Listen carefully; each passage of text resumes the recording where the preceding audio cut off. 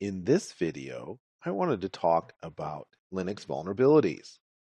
Now, the first question you might ask yourself, why Linux? Well, there are a couple of reasons for this. Linux is the operating system by programmers for programmers. And one of the nice things about Linux is that it extracts the most performance from your hardware. So if you have older hardware, it runs well with Linux. If you have new hardware, it runs extremely well with Linux. So Linux is the perfect platform for doing exploit development, looking at vulnerabilities, and for most anything you want to do. It's very powerful, but at the same time, it's free. So you can't beat it for the price. Consequently, a lot of server rooms are running Linux. So if you go to an ISP, there's a very good chance that they're running Linux on their servers. They want to get the most performance they can. They don't want to give a lot of money to a big corporation. Speaking of big corporations, there are a lot of big corporations running Linux. Google has their own version of Linux that's based on Ubuntu. So you might have heard of Gubuntu. That is the Google version of Ubuntu. And there is another version of Ubuntu that would have been called Gubuntu, but it's called Ubuntu GNOME. That's GNOME edition, so that you're not confused with Ubuntu. So what kind of vulnerabilities do we have in Linux? Well, just like every system, we have Stack Overflow vulnerabilities that are possible. However, this situation is a little bit harder than Windows to exploit.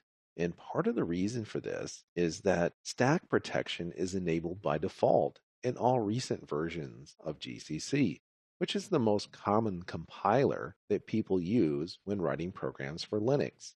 We've already seen this in some of our examples where you have to disable stack protection in order to get a stack vulnerability in Linux. Also, depending on the version of Linux that you're running, the stack might not be executable.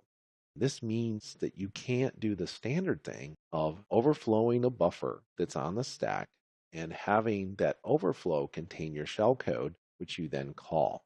It's not impossible to exploit a stack vulnerability, it's just a lot harder. So, what about heap buffer overflows? Well, that's essentially the same as Windows. There are some minor differences. Windows uses one set of structures to store the various chunks of the heap that it's allocated, and Linux uses something different. And this is potentially complicated in Linux by non-executable memory. So you can have chunks of memory that are listed as non-executable. And it's very common if you have memory that is executable, it's marked as read-only to prevent these sorts of problems. So what about format string bugs? Format string bugs are not operating system specific. This is an error in the program, and it's an error in the use of some of the standard libraries. So Linux is vulnerable to format string bugs, just like everybody else. However, if you use a compiler such as GCC, it will tell you, hey, you could have a format string vulnerability. And you can even set your compiler flags so that warnings, just like that one, will turn into errors and your program will not build. What are some other potential vulnerabilities in Linux? Well, the Linux kernel is not as small as it used to be. The current kernel is over 19 million lines of code, which sounds like a lot as long as you don't compare it to Windows. Windows is much bigger than this. But the potential for bugs exists whenever you're talking about 19 million lines of code. Also, as we'll find, if you exploit a vulnerability in the kernel, that could result in some sort of privilege escalation because you have a privileged process which has been exploited. We'll also talk about some complications in exploiting flaws in the kernel as well. But it's certainly possible that there are flaws out there that have been undiscovered. You could be the first to discover what we would call a 0 day because it hasn't been published yet.